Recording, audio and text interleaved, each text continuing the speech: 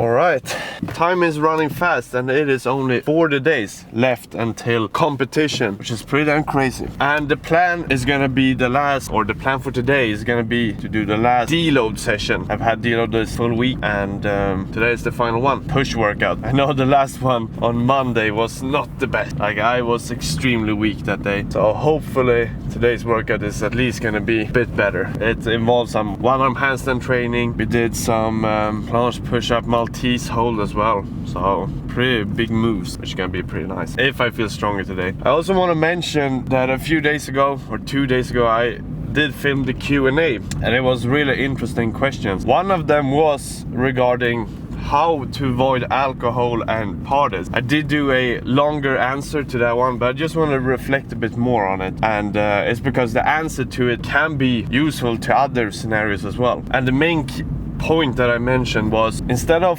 focusing on avoiding things, find things that you put your attention on, and thereby, you know, unconsciously you're avoiding other stuff. And this can be useful with food or training as well. Let's say food, you know you shouldn't eat too much sugar. You know you shouldn't eat too fatty foods unless you're on a big bulk. But let's assume you're just casually training and sort of have a healthy lifestyle. Then you want to avoid these things. And it can be hard to tell yourself, oh, I can't eat this, I can't eat that. Instead, the things I do is I find things that I can eat that are healthy or good for me, and that directly means that I'm eating things that I enjoy, so therefore I'm not even thinking about the things that I'm skipping. This makes sense. And the same thing was with parties and alcohol and everything. For me, it wasn't really that I'm like, oh, I don't want to party, I don't want to do alcohol, so I'm sticking away.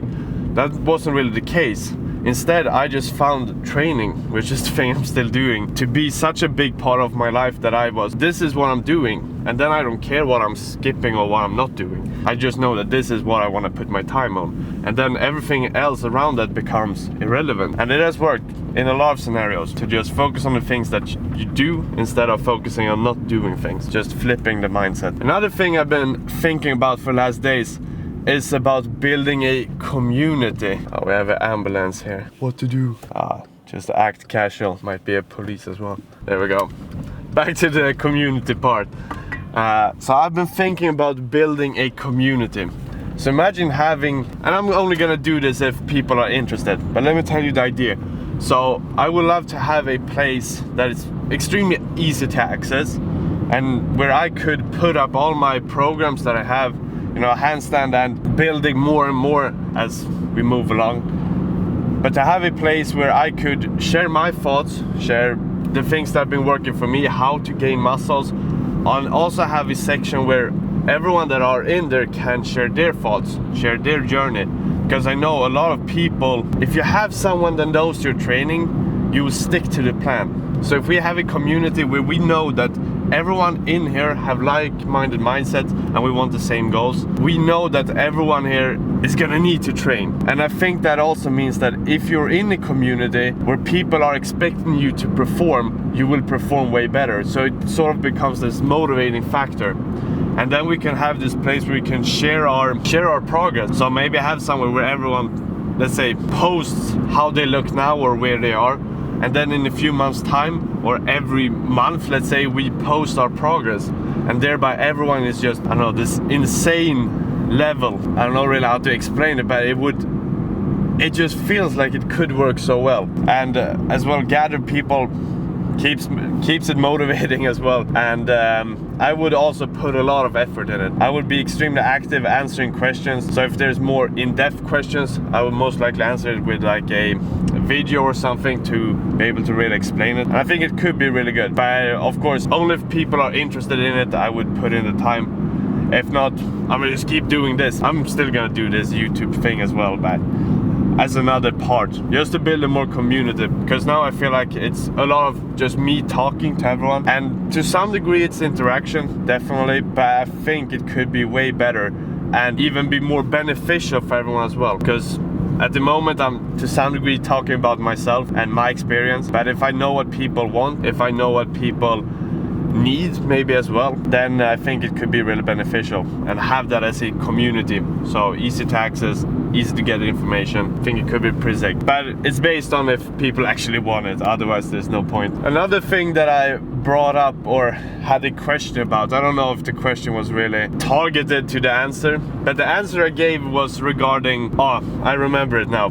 The answer was regarding how my training is reflected on my life or outside of the gym. Like, what are the benefits from me doing what I'm doing? And one thing I mentioned was the way you look can be used as an extreme powerful weapon. So there was last year, there was a few meetings I attended. There was some, you know, let's say scenarios where we would argue. So it could be school project, it could be business related as well, where I would meet people and I would really want them to gain my respect. And the thing I did was that I showed up to those meetings in tank tops. I showed a lot of muscle. And here's the psychology with it, is that as soon as I show up looking a certain way, people instantly gained respect just because the way I looked. I didn't even have to say a word. Of course it was beneficial if I had some knowledge about what I'm talking about or what a meeting is regarding, but of course I did have that too. But the first second I entered, I already gained some respect because the way I looked. And the truth is also, maybe if you're not, maybe there's some people there that are extremely good at talking. There will be, but the majority of people, they're not gonna argue as hardcore, let's say, to people that are bigger than them, especially not in real life. If you're doing it on distance, on Zoom or something, it doesn't really work the same. But if you're in a room with someone and you are bigger than the other dude, you most likely have a bigger chance of winning that argument because the way you look. And that can be really useful. And that's something that I use a lot. Like sometimes I also got asked, like, is it a good enough reason to work out because you know, want to look good for girls or whatever it may be? And I said, to some degree, it's for a short time, it can be useful maybe, but long term, I don't think so. Maybe for a month, it can be motivating enough. Because the truth is, the more and more I train and I understand, the people we are competing against is most likely people that are pretty related to us. So for me, I'm almost competing against other men in my area. And what that means is that if I enter a room, I want to make sure that I am the biggest or fittest dude in that room, because that will give me a lot of respect. So for me to train, and I noticed that everywhere, like, it's not gonna be girls coming up to me giving me compliments of, damn, you look huge. They're never gonna say it like that. But men does that. Like, I can be in a gym. If I go to a new gym, most likely it's about 5 people maybe in one session come up to me and say, just give me compliments of how I look, and most likely ask for some tips as well. And that is powerful, because at that point I've earned their respect without saying a single word. And that is insane in my opinion. And also something people don't understand, like, oh, why do you work so hard in the gym? Like, only to look a certain way. It's not gonna be beneficial for you in like work life or anything. It damn is. I instantly earn respect. And that's a key point, because real recognize real. So I also, like, if I see someone that's jacked as fuck, I will give them compliments and let them know that they are doing a great job. Because I know it's fucking hard to get there as well. And it needs, like, to be honest, if you look a certain way, that means that you have put in the discipline, you have the consistency, and that is going to be useful for literally anything. Especially if you want to compare it to work ethic or whatever it may be, for someone to hire someone. If that person is jacked, it definitely means that they have the consistency, they have the discipline, and you most likely can count on them that they are going to do what you tell them to do. Oh, now I'm in a funnel and it became real dark. There we go, back to light. So yeah, beneficial when it comes to how you look. But then the other thing that is more, let's say, internal, it's well-being. Because ever since I trained, I feel really good about myself, and that confidence, and also this constant dopamine flow, since I train a bit too much, but 5 to 6 times per week. That means that I'm getting this dopamine recharge that many times per week, and it's sort of, and since it's split up throughout the whole week, I'm most likely, or I'm most of the time feeling really good. No, I'm happy. I'm not in need of seeking dopamine sources as well. That's one other way of sticking away from parties and stuff, that because most likely I'm going to a party because I want to feel a certain way, or, you know, enjoy the time, and I respect that totally. But I just don't need it because I get my dopamine and let's say happiness from other things. So that's something that training really changes well, is how you feel and what you need. You don't need that much when you get your training right, because you will just feel good without really a cause, which is crazy. And then, like I said, with discipline and your mindset towards things, it doesn't really matter which scenario I'm in. I'm most likely gonna be able to conquer the tasks I'm given, whether that's in school or outside of school or whatever it may be. I'm consistent with things I do.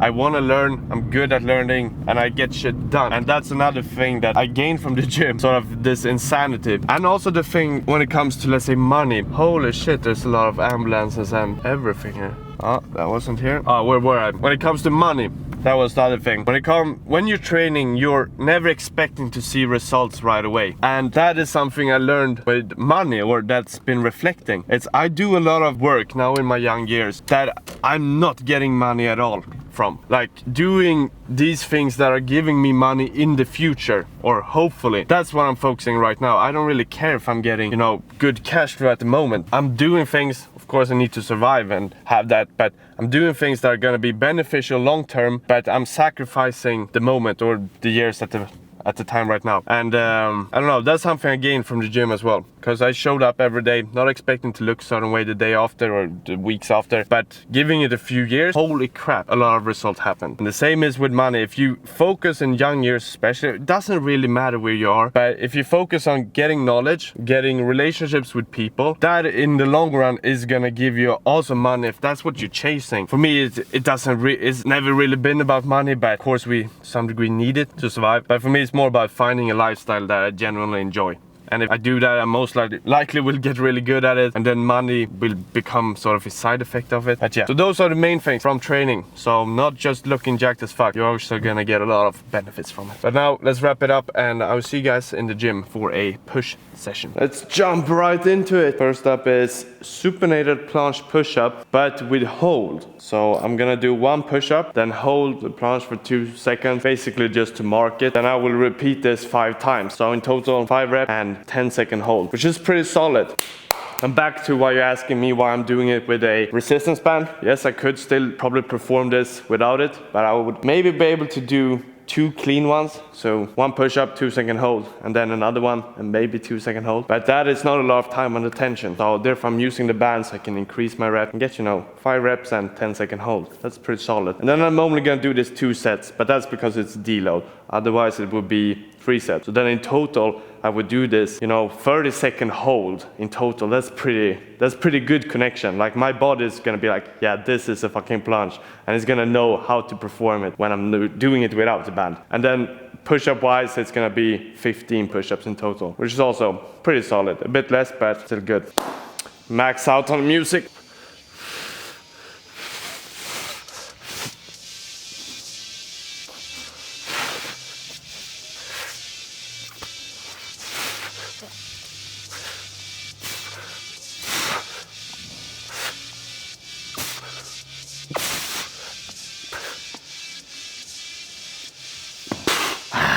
First set always heavy. One good thing maybe to do before this one could probably be like planche or lean push-ups. So just lean on the floor, do some push-ups, get some blood flow. So even though I'm doing a lot of warm-up, it's still a big jump. Warm-up compared to this, it's like going from 0 to 100. That's why my first sets are usually a bit off. And the next set is gonna be way better. It always is. Still a good start though. Let's move on. As always, my butt is a bit too high in planche. It's always in the first set when my body isn't really used to it. But for this next one, I'm really gonna try to activate the core. It makes a huge difference. I say this a lot, but it's probably one of the most important things to understand is that if you're not activating the core, the shoulder is gonna take all the pressure. That's not good. It's gonna make it worse. Like you're gonna get bad holds and bigger chance of overtraining. And the form is not gonna be correct either way, so not good. I have to fix this for this one. Oh, let's get a form check from that angle. Also, no shirt means more power, so kind of mandatory to take it off. Even if I love that color. You don't want to start from here, I'm gonna start from here.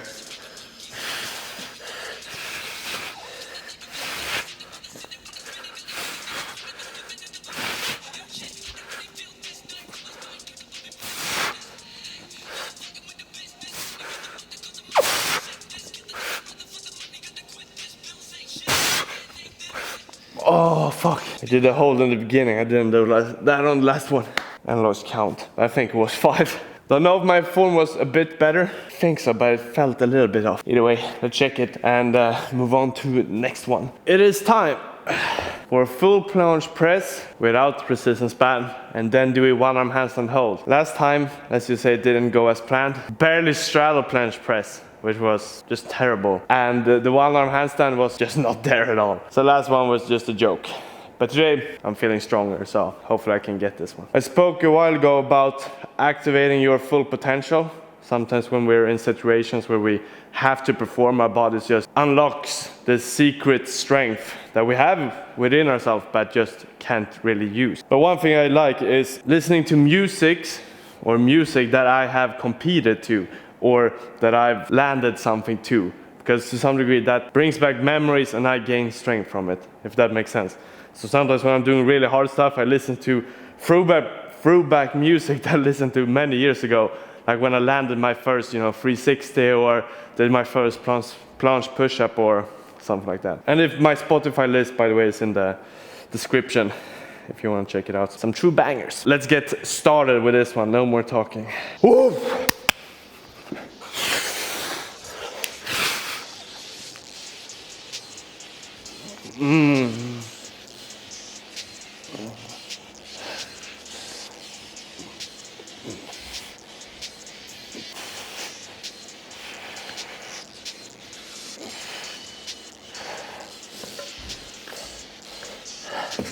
One arm, definitely good. The planche, fucking bent my arms in the top hold. I got one more try to get that one right, because I do feel way more powerful. But I've always said this, like my planche press is my daredevil. So to some degree, it goes inside, because my body isn't really used with it. So every time I enter, it's like, fuck. And I don't really have maybe the belief that I can do it, and that is bad. Because I think I have the strength for it, especially now that I've been training it more consistently. It should be working. But let's see for the next set if I figure it out. I checked the form. The last one was fucking bad. I don't know what it is, but when I'm doing planche press, even when I'm entering the planche, it's not the form that I would do. I'm way more banana formed. I'm not getting the protraction and hips inward for the press. I'm more in the banana shape and then pressing. I don't know why that is. It's mainly just mental, I think. I'm thinking too much about the press, and I should, and not really focusing on the planche form in the beginning. So I'm gonna try to make a legit form, or make a legit planche with the right form, then press. If I can't press it, I'm gonna go to straddle, do it, so we keep the form good. Otherwise, it's not really worth me doing it. And for one arm, I need a lot of chalk. That's why I always chalk up, and these ones are, this is not even that brutal. Sometimes I just smear like half a bottle, and then I get really good attempts.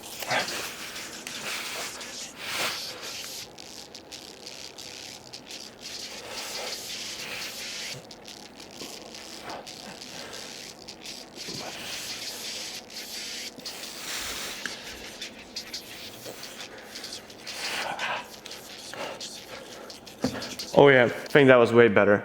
Not perfect press, but felt better. This first one as well, I'm bending the lower back a bit too much, and I do feel slight pain. It is also from one-arm handstand. If I'm, as a banana shape, everyone refers to that. If I'm a bit too banana shape, the lower back is taking a lot of pressure. And I had a little problem with that a while back. So I don't want to press with bad form either, because that might cause me to get back some pain, which is not good.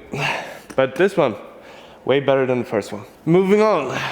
It is Maltese pronated grip. So holding like this with resistance band. About 8 seconds. Directly after, when I'm done with that one, I'll go up, do a supinated planche hold. Sort of a combination that I might perform in competition. The goal, of course, is if I were to be able to do a pronated Maltese, I wouldn't do it in mid-combo because I wouldn't have the strength.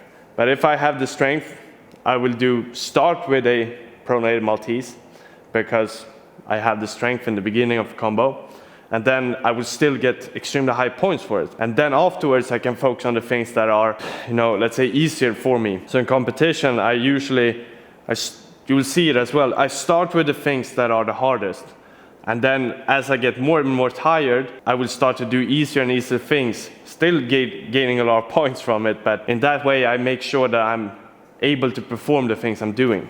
So I'm not really combining doing like a basic thing in the beginning, then mid-combo something extremely hard, and then basic and then extremely hard, because at that point there's high chance of failing. That's why I do this. So let's get the first set. Doesn't look symmetric, probably better.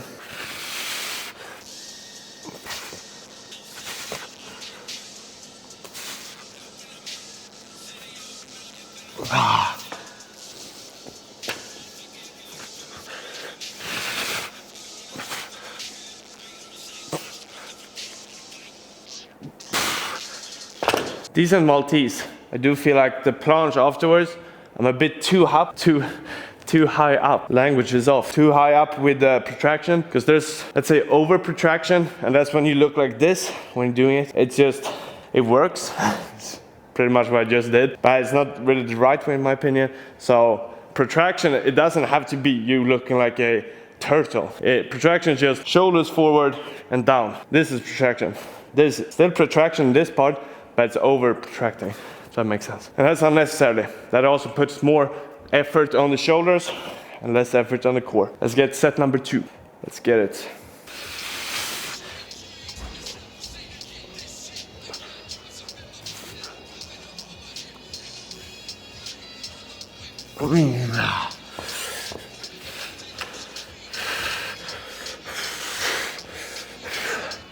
More core.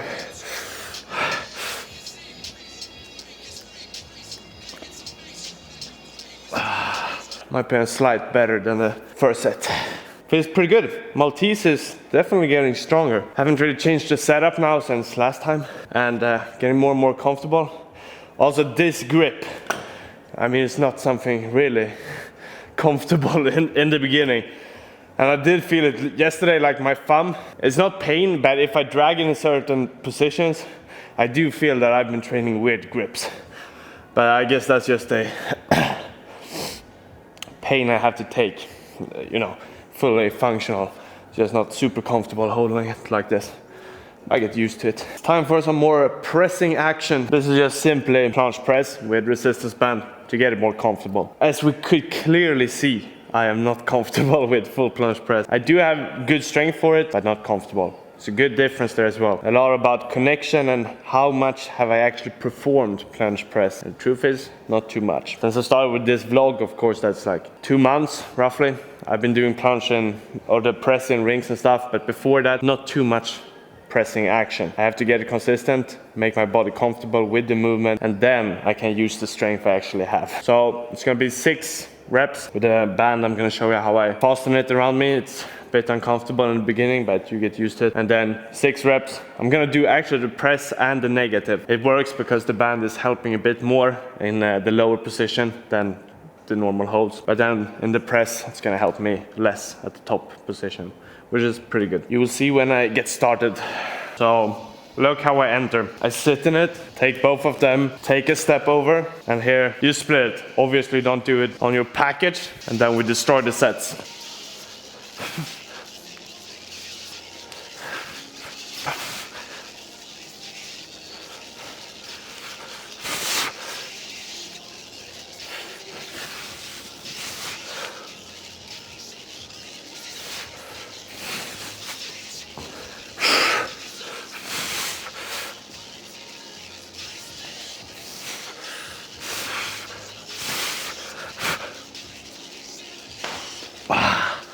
Pretty decent. Still a really heavy exercise. Like I said, since I'm twisting the band around the legs, it's getting way more tension. So it's helping me way more in the bottom position, which is good, because I don't want to train the hold. The press action I want to focus on. And then as soon as we get up around here, almost just me. So that's pretty solid. Let's do one more set. Time for the final set of the day. Let's see if we can end it on top. Oh, the entrance is almost the hardest.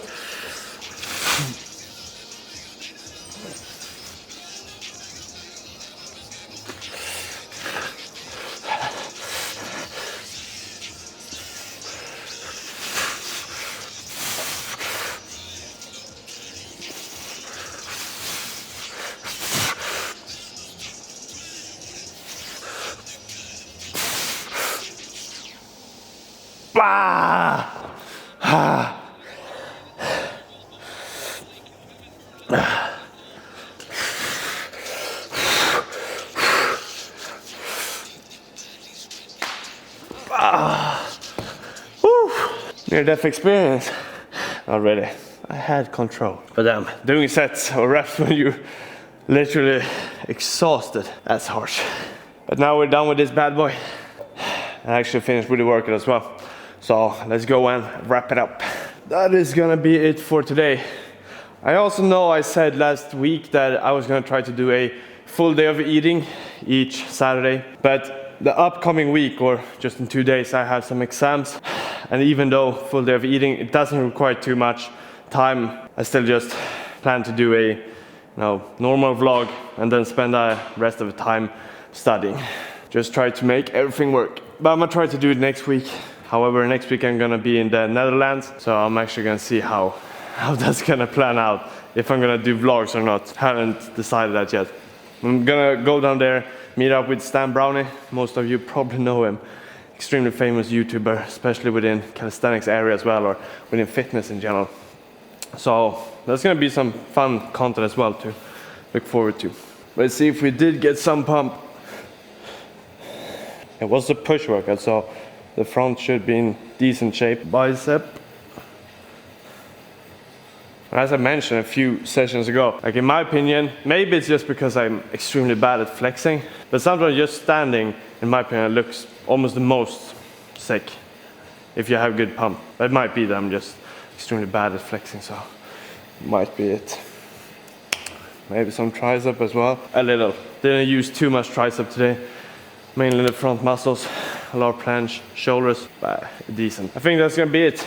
Tomorrow is freestyle. Still haven't filmed a freestyle session, and I'm sorry, but it's just, I'm trying to make things work out. And being consistent with these vlogs, that's been like the number one. Then to, make school and literally life in general just work. That's the other priority. And then I have filming content over like the usual. I'm hoping to get a freestyle vlog in the near future, but I can't promise anything. Also, if you want to see it though, make sure to subscribe. Because like I said, next week I'm going to the Netherlands as well.